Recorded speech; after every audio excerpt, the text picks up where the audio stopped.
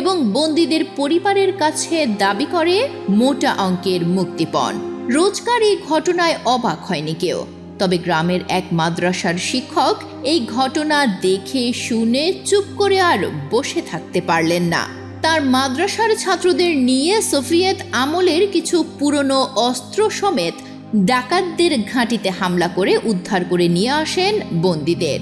একজন মাদ্রাসা শিক্ষকের এমন সাহসিকতায় মনোবল ফিরে পায় সেখানকার স্থানীয়রা। আশেপাশের এলাকাতেও ছড়িয়ে পড়ে এই ঘটনা। সেই মাদ্রাসার শিক্ষকের নাম ছিল মোল্লা মোহাম্মদ ওমর। এই ঘটনার পর সবাই বুঝতে পারে সন্ত্রাসীদের বিরুদ্ধে প্রতিরোধ গড়ে তোলাও সম্ভব। মোল্লা ওমর এরপর অন্যান্য মাদ্রাসায়ও গেলেন, ছাত্রদের উৎসাহিত করলেন, সংঘবদ্ধ করলেন। তার নেতৃত্বে অল্প কয়েকদিনের মাঝেই 40 থেকে 50 জন উৎসাহী ছাত্র একত্রিত হলো। তারা একত্রে বসে ঠিক করলেন সন্ত্রাস, দুর্নীতি, অনিয়মের বিরুদ্ধে রুখে দাঁড়াবেন। শুরু হলো একের পর এক প্রতিরোধ।